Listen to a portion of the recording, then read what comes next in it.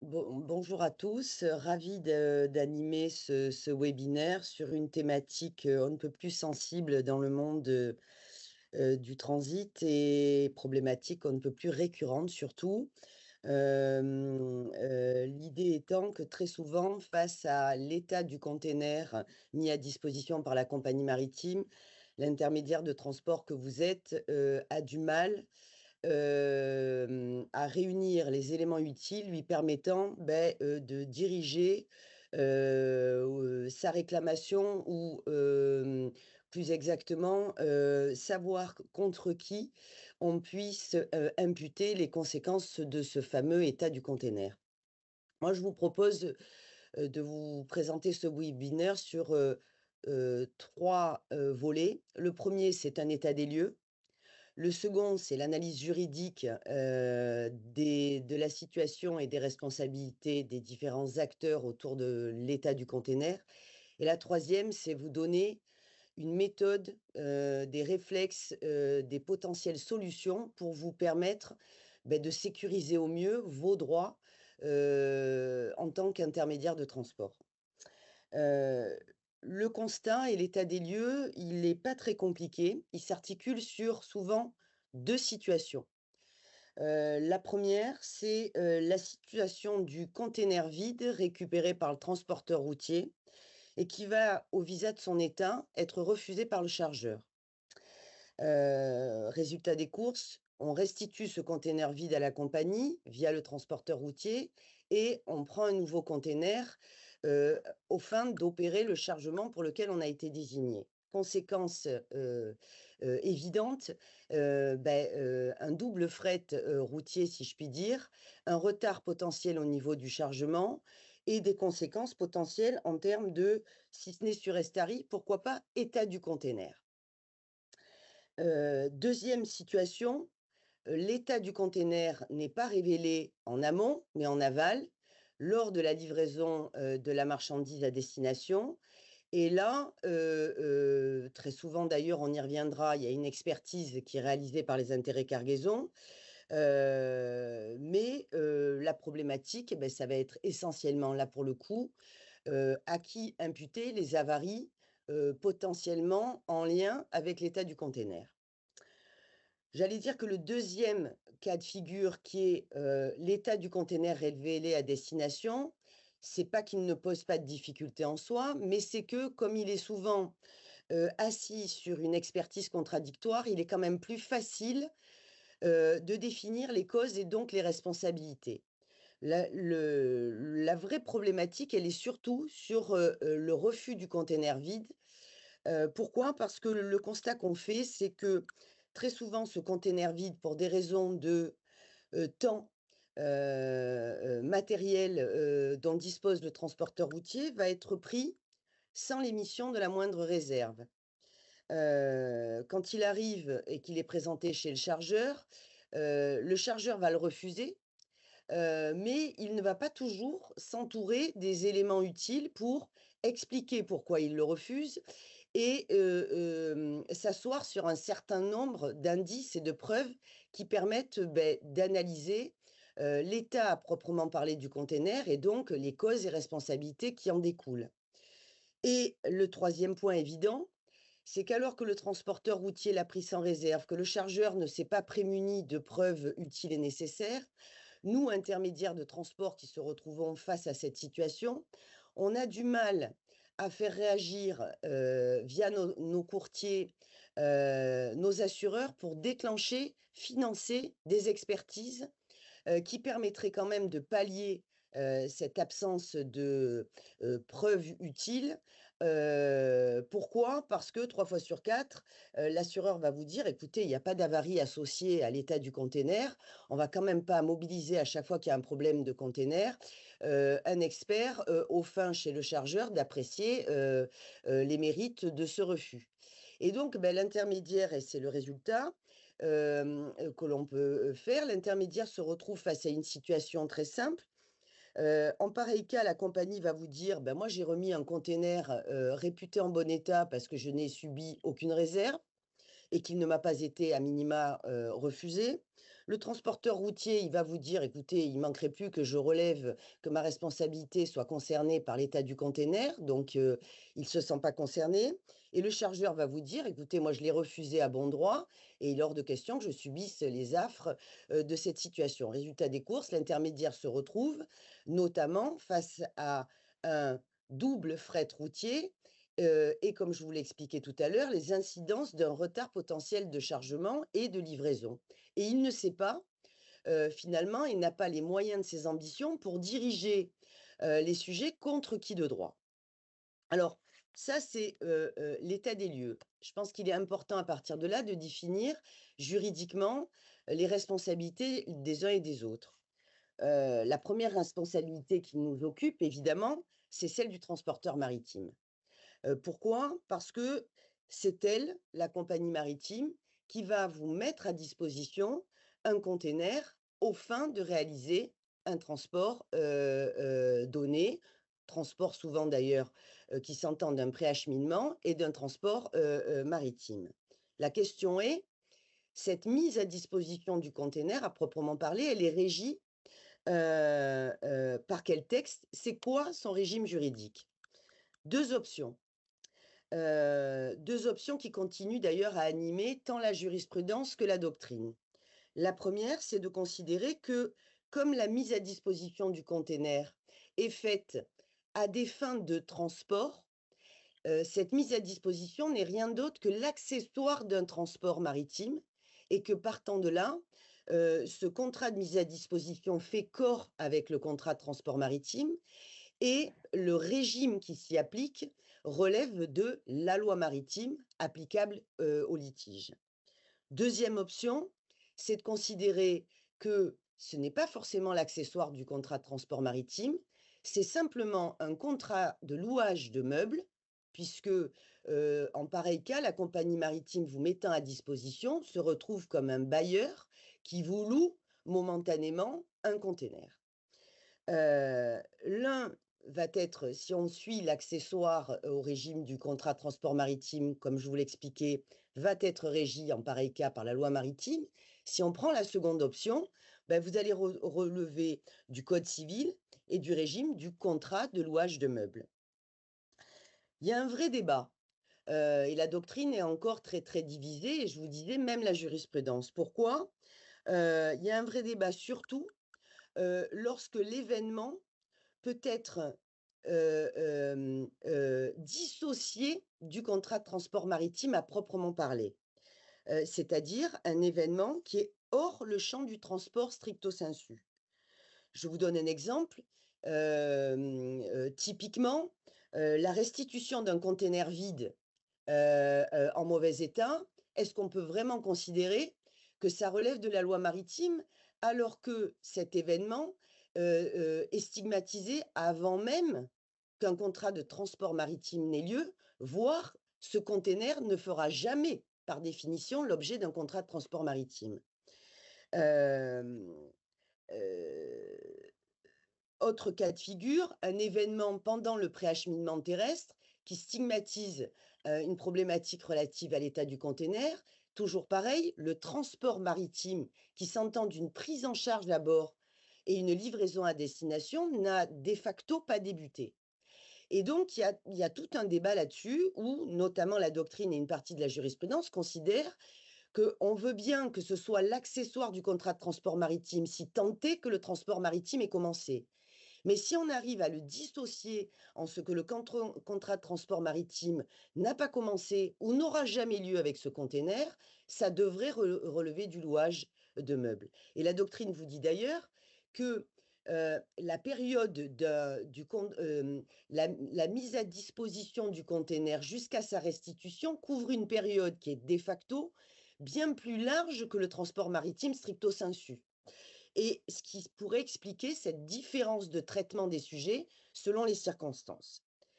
Que vous dit la Cour de cassation? A priori, sa position dominante aujourd'hui, c'est de vous dire: «Beh, écoutez, moi, peu me chaud, je, préconise la théorie de l'accessoire. Pour moi, le contrat de mise à disposition du container est un accessoire du transport, du contrat de transport maritime et ne peut être régi que par la loi maritime.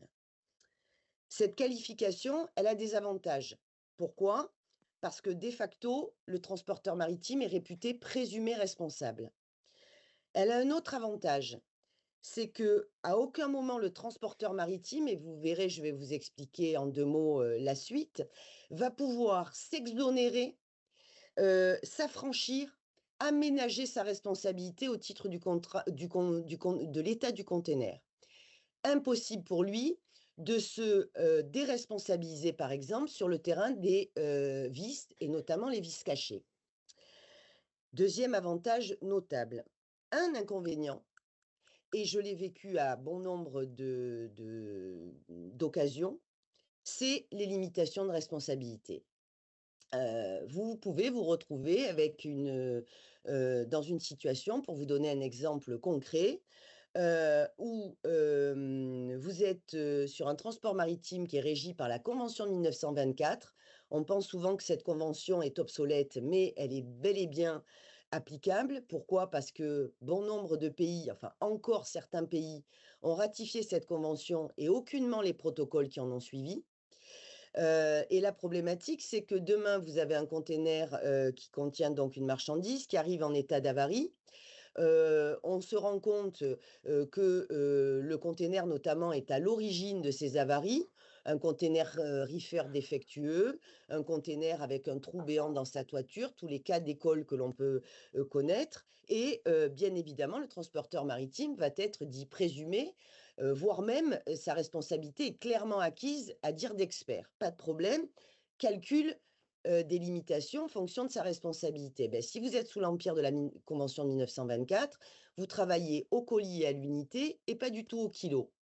Vous ne bénéficiez pas donc de ce double calcul des limitations. Résultat des courses, la jurisprudence dominante vous dit un colis égale un container. Je vous dois la limitation dérisoire de 900 et quelques DTS et quel que soit l'enjeu et la valeur de la marchandise, vous vous retrouvez avec une limitation qui est par principe totalement dérisoire. Donc à la fois la loi maritime nous aide et puis parfois elle nous dessert parce que le régime des limitations de responsabilité peut ne pas être à la hauteur de nos exigences.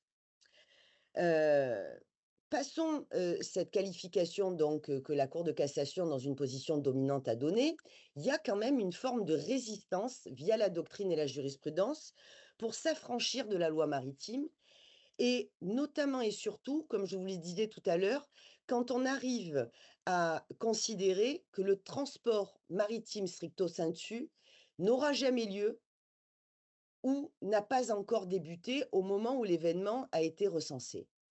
Il y a de la jurisprudence et je l'ai vécu aussi. La Cour de cassation le disait d'ailleurs avant son arrêt, maintenant un peu de principe, que tout événement propre à l'état du container qui était révélé pendant le préacheminement terrestre, voire même à quai, relevait non pas de la loi maritime au visa d'un contrat de transport maritime qui n'avait pas commencé, mais relevait bel et bien du louage de meubles et elle retenait la responsabilité du transporteur maritime sur sa qualité de bailleur, responsable de l'état du container et de tout vice, recensé. Idem, je l'ai vécu encore, convention de 1924 qui s'applique, l'événement est recensé pendant le préacheminement. La cour d'appel d'Aix-en-Provence a dit, non seulement le contrat de transport maritime n'a pas commencé, mais la loi maritime, dans son champ d'application, ne peut pas, régir le sujet pour la bonne et simple raison que la convention de 1924 ne régit, le transport qu'à partir de la prise en charge à bord. Tout événement antérieur ne peut pas donc être régi par notamment la convention de 1924, de Bruxelles de 1924. Résultat des courses, la cour d'appel l'a regardé soit sous l'angle de la commission de transport, parce que c'était le débat qui nous opposait, soit sous l'angle du louage de meubles, stricto sensu comme je l'évoquais. Une chose est sûre, c'est qu'elle n'a pas appliqué la loi maritime. Vous avez même des cas d'école où alors que le transport maritime a eu lieu, que l'avarie, du fait de l'état du container, est révélée à destination. Des cours d'appel vont vous dire: «À partir du moment où je révèle que l'avarie est liée à la défectuosité stricto sensu du container, je refuse de regarder la responsabilité du transporteur sous l'angle de la loi maritime, je vais la regarder sous l'angle du louage de meubles». C'est pour vous dire que ça peut même aller loin, c'est-à-dire que même quand le transport maritime a eu lieu, vous avez des cours qui refusent selon l'analyse qu'elle fait, et si c'est l'état stricto sensu du container et non pas le voyage pour le voyage, elle va reconnaître la responsabilité du transporteur maritime sous l'angle du notamment louage. Ça a une vertu, c'est que vous n'avez pas le débat des limitations de responsabilité. Et pour faire, écho à l'exemple que je vous donnais tout à l'heure, je peux vous assurer que j'ai milité en faveur d'une reconnaissance de l'application du droit commun parce que sinon, je subissais les affres de la convention de 1924. Ça a permis à mon client de récupérer la totalité du préjudice subi et non pas, des limitations de responsabilité dérisoires. Ça a un inconvénient, ça en a même 2. Pas de présomption de responsabilité. Et une possibilité que la compagnie maritime s'offre, c'est de s'exonérer du vice caché. Ce qui peut paraître incroyable, elle vous met à destination un container qui est censé remplir son office et être compatible avec le voyage que vous lui avez commandé. Elle, a un vice, caché, qu'elle supporte. Elle arrive à s'affranchir de sa responsabilité sur ce terrain-là. Très souvent d'ailleurs, elle va vous dire: «Je m'affranchis pas totalement, je vous confère mes droits par l'effet d'une subrogation, afin de vous permettre de diriger directement votre action contre le fabricant du container, si nous sommes vraiment sous l'angle du vice caché». Évidemment, elle va pas pouvoir s'affranchir, du mauvais entretien de son container et des choses qu'elle sait pertinemment qu'elle a vues au moment où elle vous remet le container. Mais le vice caché, elle peut s'en affranchir. C'est pas sans conséquence. Et Voilà l'état Christine, des si je ouais, devais, rajouter quelque chose, c'est vrai que la plupart du temps, en plus, la fabrication d'un conteneur, c'est pas du tout en France, donc c'est en Chine. Il y a une personne, enfin, une entreprise majeure dans la fabrication de conteneurs qui est une société chinoise, donc c'est quasi impossible de pouvoir, intenter une action contre elle. Enfin, ouais, je c'est d'autant plus, le la problématique est d'autant plus, nette qu'effectivement, s'il y a pas de recours possible contre le fabricant, c'est un vrai sujet. Il faut faire attention, on parle de vices, cachés, c'est-à-dire au sens de non pas uniquement méconnu, mais au sens du structurel. C'est quand même pas tous les jours qu'on va avoir un container reefer dont on va révéler, non pas que le groupe froid dysfonctionne, mais qu'il a été monté de manière, anormale et qu'il y a une problématique structurelle, sur le groupe froid. C'est quand même pas tous les jours qu'on rencontre ce cas d'école. Mais tu as raison, en pareil cas, s'ils arrivent à s'affranchir de ce vice caché, il te reste un peu les yeux pour pleurer en dirigeant ton action contre un potentiel fabricant chinois. Comment dire? Cette base juridique donnée, le consensus, quelle que soit la qualification qu'on va lui donner, c'est quand même que dans les 2 cas, la compagnie vous doit un container en bon état, compatible avec le transport qu'on lui a commandé, adapté au voyage et à la marchandise concernée. D'accord? Et dans les 2 cas, sauf exception, capacité à s'affranchir via une clause, elle est, même en louage de meubles, elle répond des vices affectant le container.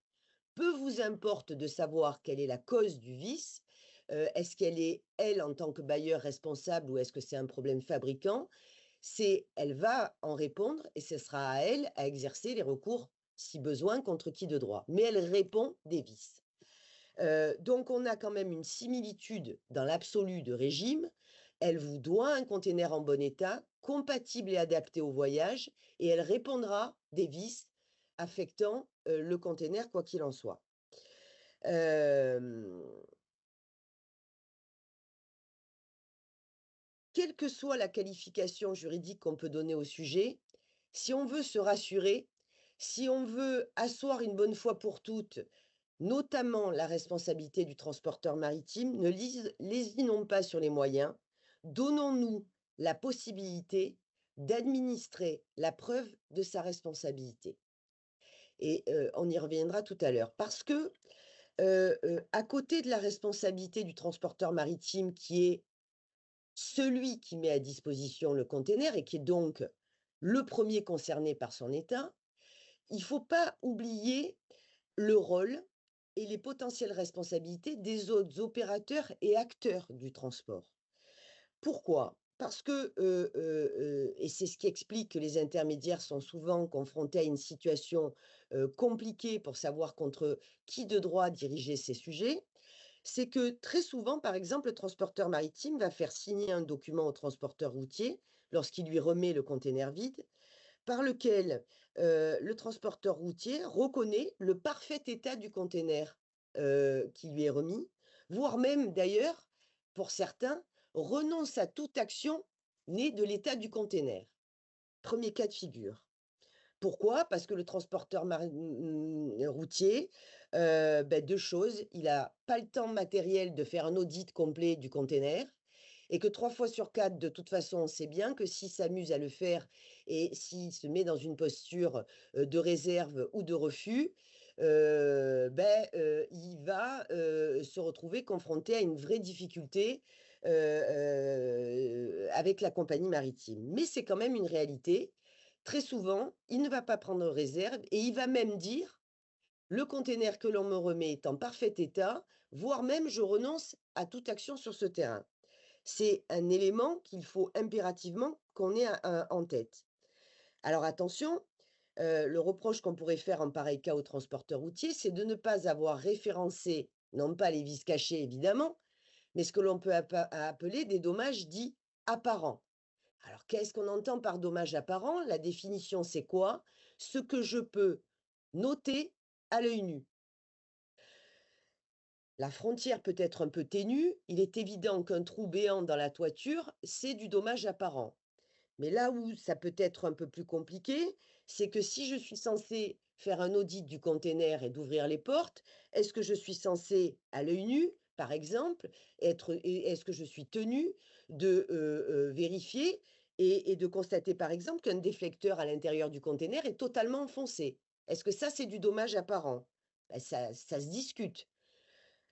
C'est pas complètement illogique qu'il ouvre les portes pour, s'assurer vite fait de l'état du container à l'intérieur, mais on pourrait considérer quand même qu'entre un trou béant dans la toiture et l'audit complet pendant 2 heures du container, il y a une différence. Je passe, la notion par exemple de défectuosité du groupe froid où là évidemment, ça rentre pas dans l'audit qu'on peut attendre d'un transporteur, routier. Mais on se rend compte qu'assez souvent, il y a une problématique de défaut de recensement des dommages qui sont quand même relativement apparents. Deuxième, Christine, oui? on a des commentaires, dans le chat, donc je te les partage. Il y a: «Bonjour, la compagnie se dédouane en donnant la responsabilité au transporteur routier de vérifier l'état du conteneur, c'est systématique. Si le chauffeur prend le conteneur, c'est OK. Bonjour, le transporteur n'a pas le choix, il doit accepter car il n'a pas le droit d'ouvrir les portes sur le terminal, j'imagine». Et ensuite, «Bonjour, par le passé, les dépôts intérieurs, exemple Arnal-Lyon, autorisaient les chauffeurs à vérifier les conteneurs et les changer au moins une fois. Aujourd'hui, ce n'est plus possible».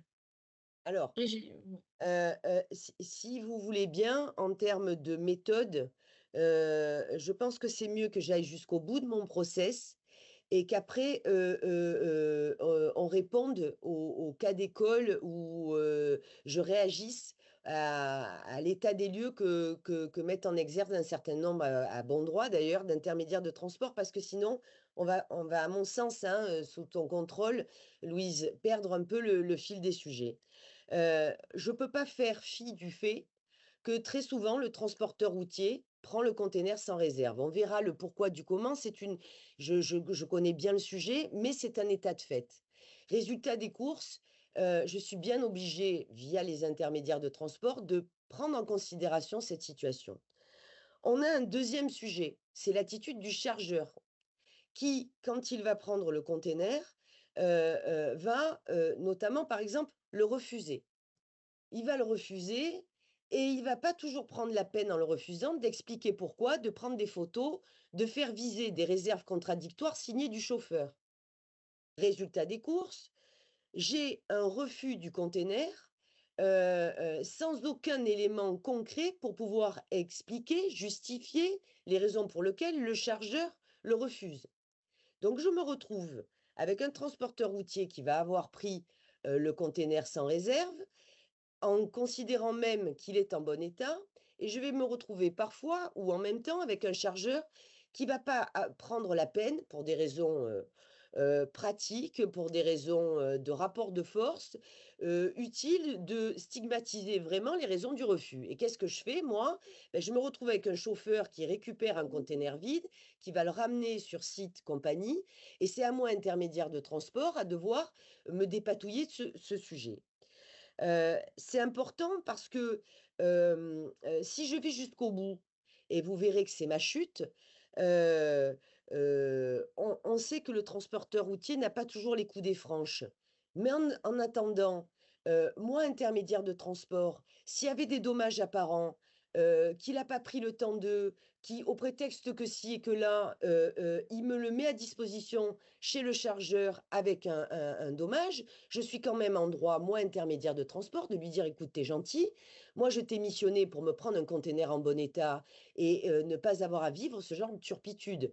Donc c'est peut-être de la responsabilité du transporteur maritime qui me doit un bon état, mais c'est aussi la tienne qui m'a mis dans cette situation où si tu l'avais refusé, on n'en serait pas là».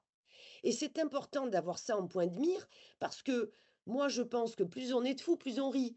Je veux dire par là même que si je suis intermédiaire de transport et que je suis là pour sécuriser les droits, je veux lui offrir, et ce sera ma chute, la possibilité de responsabiliser les différents opérateurs, voire acteurs. L'idée est aussi de responsabiliser un chargeur qui va pas prendre la peine d'expliquer ou de légitimer son refus, et moi, je peux aussi lui reprocher le fait de ne pas l'avoir fait. Tu me remets entre les mains un container vide, tu vas me faire subir les affres du retard, du double fret. Si tu avais constitué un dossier en bonne et due forme, je, saurais pourquoi tu le refuses. Donc je t'estime aussi un peu responsable de cette situation. A fortiori, cette responsabilité peut aller plus loin. Imaginons que demain, ce container qui était déjà abîmé dès le départ, et c'est ce que l'expertise révélera à destination, n'ait fait l'objet pour autant aucune réserve par le transporteur routier, ni aucune réserve ni refus du chargeur qui va, malgré ce, charger en l'état et livrer. Ben, si vous voulez, la jurisprudence le dit un peu, le transporteur maritime, il a sûrement des comptes à rendre sur l'état du container, a fortiori si un expert vous dit qu'il y a un trou béant ancien dans, la toiture du container, dont acte. Mais il faut savoir que les autres opérateurs et acteurs ne seront pas exempts de tout reproche. On pourra reprocher au transporteur routier de ne pas avoir stigmatisé ces dommages dès le départ, ce qui aurait évité ces déconvenues, et on pourra aussi reprocher au chargeur qui aurait pu se rendre compte du problème, d'avoir chargé en l'état.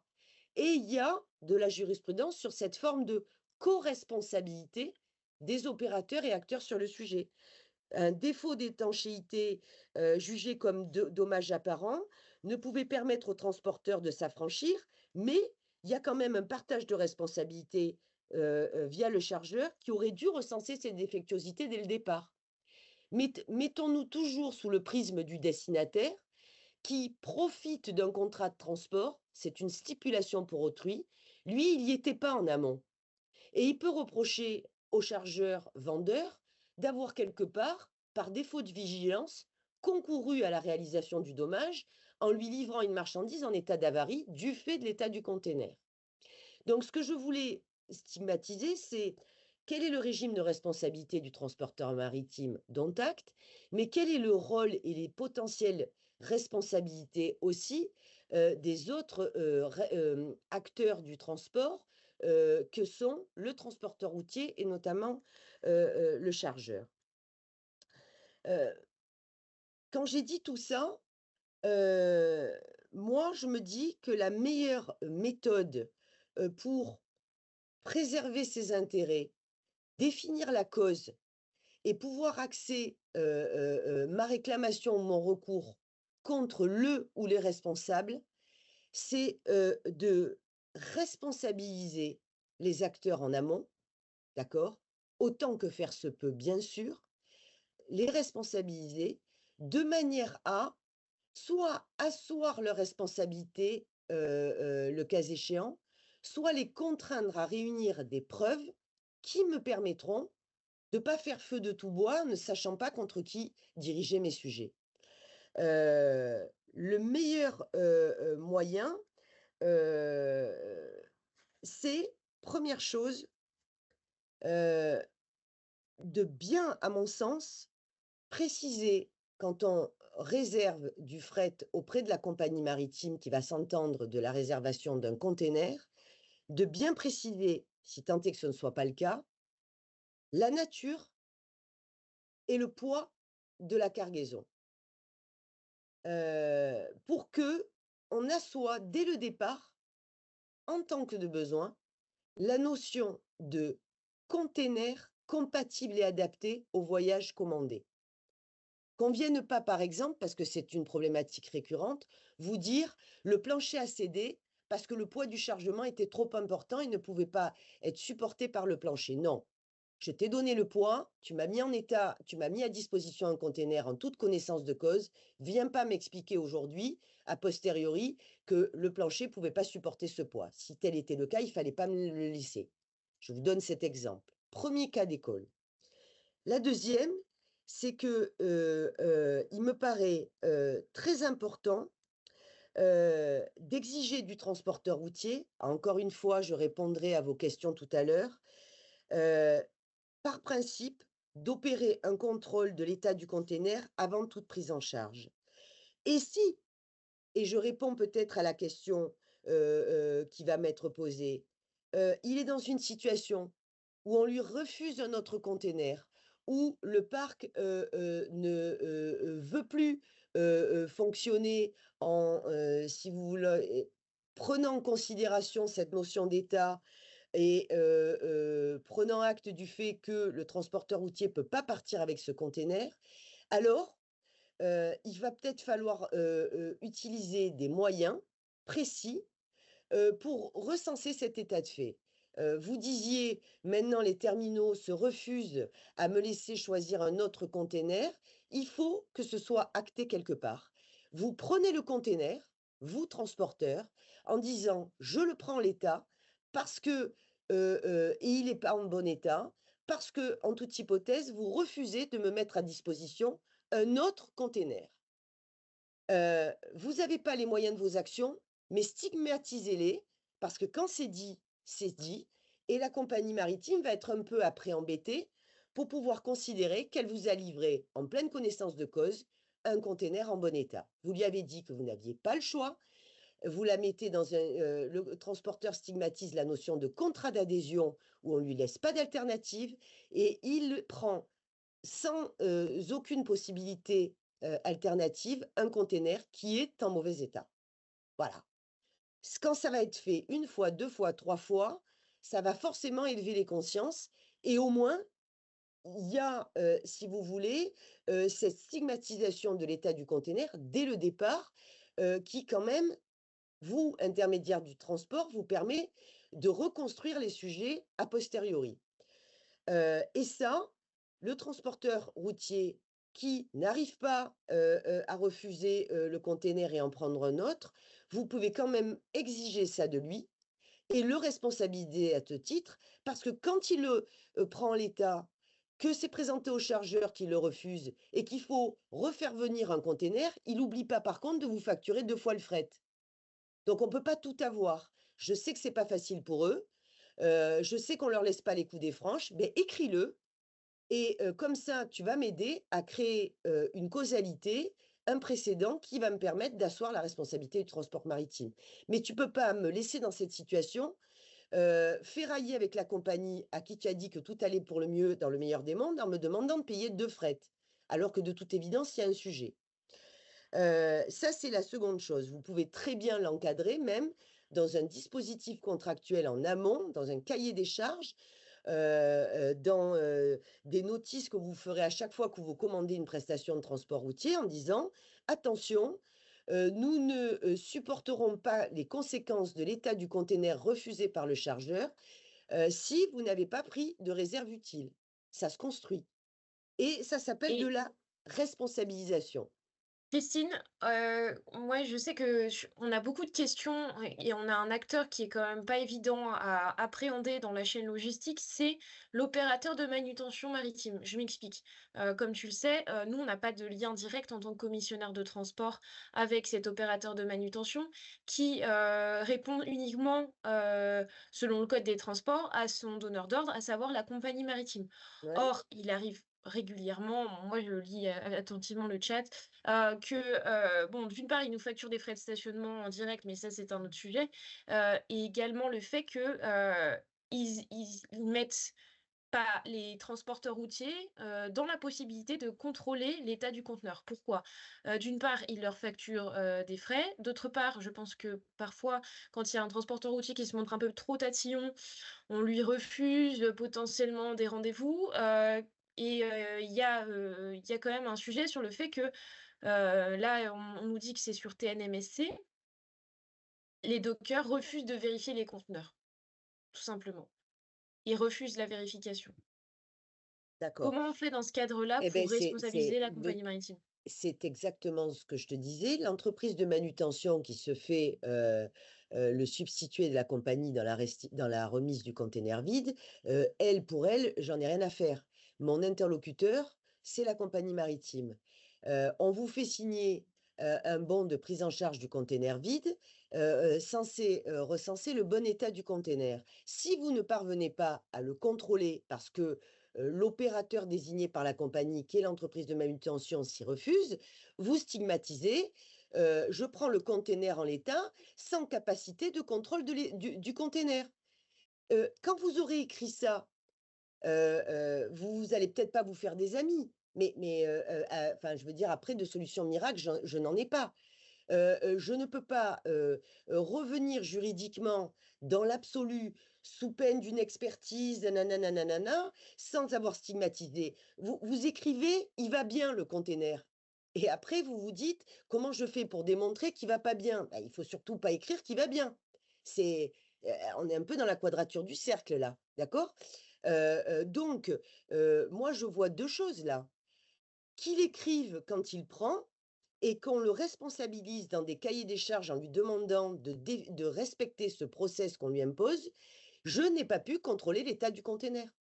Signé. Ben, je souhaite bonne chance à la compagnie pour pouvoir revendiquer le bénéfice d'un réputé bon état, alors que j'écris que j'ai pas pu le contrôler. Et voilà la réponse. Il y a une autre réponse qui est beaucoup plus politique et générale. Payons-nous la gaufre un jour ou l'autre de faire un constat d'huissier via une requête, du tribunal pour stigmatiser au nom d'un syndicat lambda la difficulté que l'on a sur cette situation et en désignant un huissier pour regarder 5, 6, 7 opérations classiques et recenser une situation. Impossible de contrôler, et voilà et il met en évidence tout le dispositif et quand on se sera offert cette preuve qui assoit un mode opératoire, on aura les éléments pour combattre le réputé en bon état. En disant: «Vous pourrez jamais m'opposer le bon état du container à partir du moment où, à dire d'huissier, sur le base de mode opératoire, usuel que l'on recense, j'ai jamais la possibilité de contrôler et de refuser, sous peine de subir des sanctions, d'être mis en retard, de payer des frais et on ne veuille plus jamais travailler avec moi. Ben, il faut peut-être politiquement, stigmatiser cette situation, qui est quand même un problème que j'entends de la part de mes clients, que j'entends à travers toi Louise et que j'entends de vous tous, qui est quand même récurrent. Il y a un moment, il faudra peut-être remettre l'église au centre du village, quoi. Peut-être que ce combat collectif, aurait du sens. Il y a un autre acteur qu'il faut responsabiliser, c'est le chargeur. Le chargeur, il vous dit: «Beh, le container vide, il est pas en bon état, je le refuse». Pas de problème, mais dans le cahier des charges qui me lie au chargeur ou dans un process qu'on définit au cas par cas, peu m'importe, vous lui dites: «Je n'accepterai le refus que si tu as fait heu, qui a pris des photos qui permettent de stigmatiser le container et que tu as pris des réserves circonstanciées, co-signées du chauffeur, qui exposent l'état du container. Si j'ai ça, non seulement je le responsabilise, mais là aussi je m'offre une preuve. Moi, je veux bien être l'intermédiaire qui subit les affres des sujets, mais donnez-moi au moins les éléments pour définir des responsabilités et me permettre, moi, intermédiaire, de ne pas rester seul au milieu du gué. C'est ça le défi. Le chargeur, il vous le refuse? Pas de problème. Écris-le, justifie-le et après, je pourrai me mobiliser sur les sujets.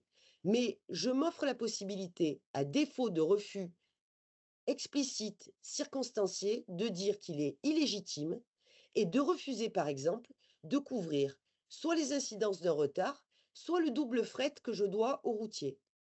C'est possible. Alors là aussi, on est dans des rapports de force. Rien n'est parfait en ce bas monde. C'est pas toujours facile, mais je ne peux vous donner que des méthodes. C'est quand même un bon moyen aussi de responsabiliser un acteur clé sur l'état du container. Parce que s'il y a photo à l'appui, réserve circonstanciée, trou béant dans la toiture, co-signé du chauffeur, c'est une autoroute. Vous dites vous dites au transporteur maritime: «J'ai beau avoir, pris le container réputé en bon état, j'ai la preuve par A plus B de ta responsabilité parce qu'il y a un trou béant qui date d'il y a 6 mois et que tu es le seul à l'origine de cet état de fait. Donc, que tu sois potentiellement réputé me l'avoir donné en bon état, très bien, mais je te donne la preuve contraire que tu es responsable et j'y ai droit».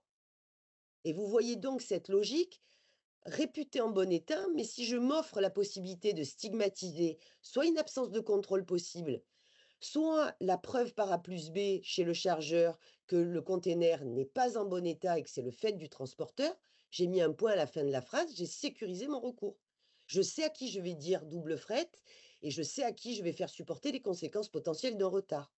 Et donc, cette responsabilisation, me semble-t-il, des acteurs, en leur définissant un cahier des charges qui a 2 vertus: asseoir la responsabilité de quelqu'un et responsabiliser l'autre à défaut de nous avoir donné les éléments utiles. Ça me paraît très, très important. Il y a 2 autres points importants aussi dans la méthode et les solutions que je pense pouvoir vous offrir, sur le sujet. C'est Et ça rejoint un peu ce qu'on se disait d'un huissier désigné, potentiellement. Est-ce qu'on ne peut pas, mettre en place des audits réguliers, sollicités en tant qu'intermédiaire, collectivement ou individuellement, des audits réguliers des parcs à containers? Afin de faire des pseudo comptes rendus rapports sur l'état global des parcs à containers pour stigmatiser, globalement, quelle est la typologie des containers qu'on nous met à disposition. Alors ça, si je peux me permettre, mais je laisserai les d'autres personnes compléter. Moi, cette option, ça me semble bien, mais par contre, les parcs à conteneurs sont leurs donneurs d'ordre direct, c'est les compagnies maritimes. Donc, on n'a pas exemple, sur, Fos ou Le Havre, essayé de faire rentrer les parcs à conteneurs dans le système d'information, portuaire, notamment le Cargo Community System, afin de voir, par exemple, si, il est l'état de saturation. Bon, ça nous permet de savoir si, par exemple, en cas de mouvements sociaux, on peut ou non, remettre des conteneurs vides sur les dépôts intérieurs. Ça a été refusé, mais ça a été refusé parce que les compagnies maritimes le refusaient aussi. Donc je pense que Non, mais mais enfin, c'est on peut toujours demander pareil. un dépôt Rien n'est intérieur, mais parfait en ce bas monde. oui. Il y a des rapports de force qui sont de plus en plus, compliqués et pas normaux. On est tous d'accord avec ça. Mais vous donnez du fret à une compagnie maritime tous les jours. Est-ce que je ne suis pas en droit d'aller recenser son parc à containers pour savoir quel est l'état des containers chroniquement qu'elle met à disposition? Ça permet quoi? C'est que j'ai quand même le droit de recenser la qualité de la prestation que je vais commander et grâce à ça, de faire des comptes rendus et des audits réguliers pour quand même stigmatiser, l'état général des containers qu'on met à disposition. Et quand j'aurai deux trois comptes rendus démontrant que, je ne sais pas, il y a une typologie de désordre récurrente, que, sur 4 containers, il y en a chroniquement 2 qui sont pas en bon état par rapport à la typologie de marchandises que je remets, je m'offre encore une fois, des preuves pour demain aller expliquer à un tribunal que ces gens-là ont un parc à containers, pardon l'expression, pourri, que j'ai pas trop d'alternatives, mais que je travaille avec des gens qui donnent pas des containers en bon état. Tout est une question de faisceau d'indices concordants pour arriver à administrer la preuve de la responsabilité de la compagnie maritime et de responsabiliser les autres. Voilà, histoire que, et c'était ma chute, l'intermédiaire de transport que vous êtes ait plusieurs cordes à son arc. D'abord en point de mire, bien évidemment, une compagnie maritime qui est, au centre des sujets, mais les autres aussi, parce qu'en les responsabilisant, je peux, refuser de rentrer dans leur diktat, d'une certaine façon, ou les rendre co-responsables d'un événement que je subis. Voilà. Et ça, bah, ça peut avoir du sens. Demain, si je vois ma responsabilité engagée au titre d'avarie au visa de l'état du container et que le routier n'a pris aucun réserve sur des dommages apparents, je pourrais aller rechercher la compagnie maritime sur le terrain de la mise à disposition, mais je pourrais aussi aller rechercher le routier qui a concouru à la réalisation du dommage. Voilà, dans l'absolu. Mais d'abord et surtout, je veux que ces acteurs-là, pour pouvoir me tenir le discours que seule la compagnie est responsable, me donnent les moyens de mes ambitions pour incriminer la compagnie maritime.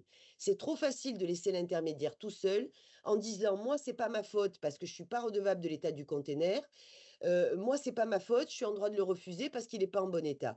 Donne-moi les éléments et moi, je serai en mesure de diriger mon action contre la compagnie.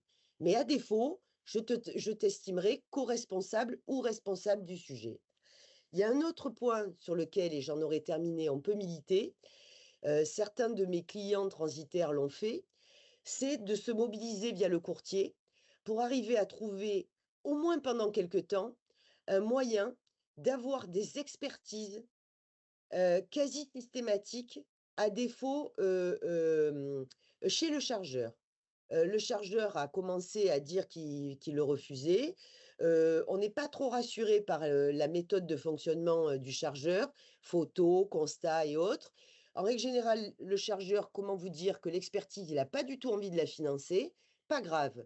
Moi, j'ai une assurance RC, je mobilise mes assureurs via mon courtier en leur disant: «J'ai une problématique récurrente, aidez-moi». Finançons, même s'il y a pas d'avarie à la clé. C'est souvent ça la problématique parce que c'est pour ça qu'ils veulent pas ils rechignent à financer des expertises parce qu'il y a pas encore d'avarie. Aidez-moi, finançons ces expertises, dans un intérêt bien compris de sinistralité à venir qu'on maîtrise, pour une fois, 2 fois, 3 fois stigmatiser chez le chargeur l'état du container qu'on m'a remis, grâce auquel je vais pouvoir avoir un recours utile contre le transport maritime et à force d'avoir des recours utiles contre le transporteur maritime, il va peut-être arrêter de me donner des containers pourris, passez-moi l'expression. Et certains de mes clients transitaires ont mobilisé, je vous dis, les assureurs pour avoir des experts régulièrement pour stigmatiser l'état d'un plancher qui s'effondre, les toitures, les autres, de façon très précise et asseoir définitivement la responsabilité du transport maritime. Quand vous l'avez fait 3 fois, la compagnie peut-être, va se poser les bonnes questions, va regarder le sujet différemment et quelque part, là aussi, on fait un peu avancer les lignes, en sécurisant nos sujets, en soit ayant trouvé un interlocuteur pour payer l'addition, soit au moins, avoir trouvé un interlocuteur qui, n'ayant plus envie de payer l'addition, va enfin vous donner des containers en bon état. Voilà, les réflexions qui étaient les miennes, pardon, sur, ce sujet et maintenant je suis à disposition pour, répondre à des questions, Merci beaucoup que je te Christine laisse peut-être pour ton collationner, intervention. Louise. Ouais, c'était très intéressant. Merci pour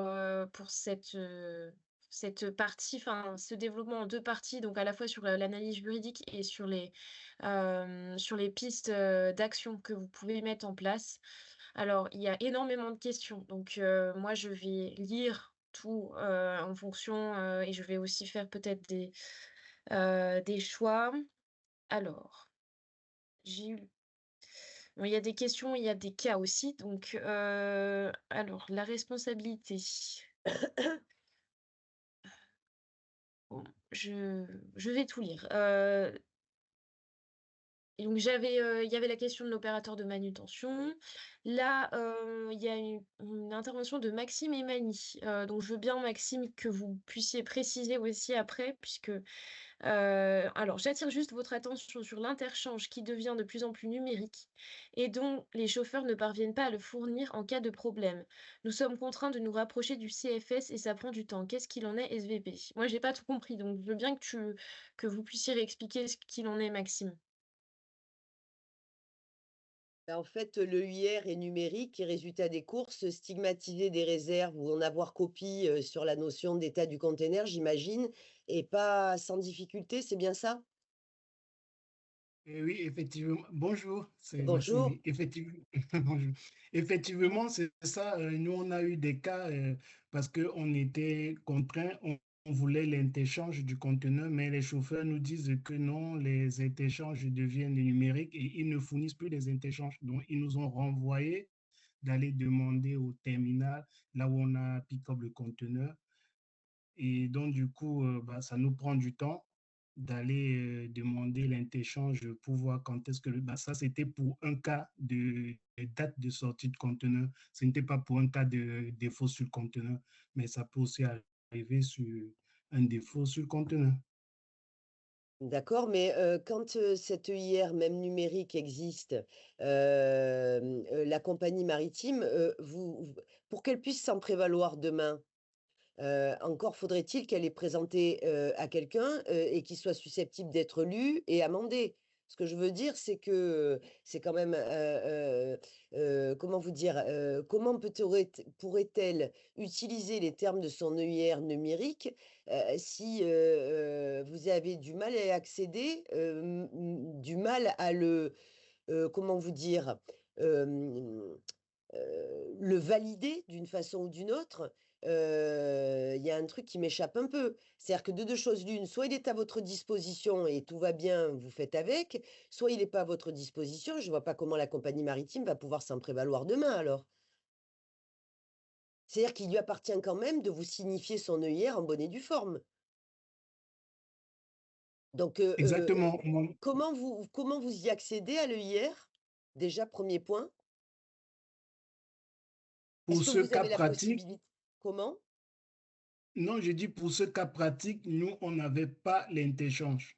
Il nous a été dit que l'interchange est numérique maintenant et qu'on doit se rapprocher du CFSCT, je pense, TNMSC, qu'on devrait se rapprocher du CFS pour avoir l'interchange. Le chauffeur n'en avait pas. Je ne comprends pas comment un chauffeur, Ah oui, il prend un c'est conteneur, il n'a je pas comprends pas non l'interchange. plus.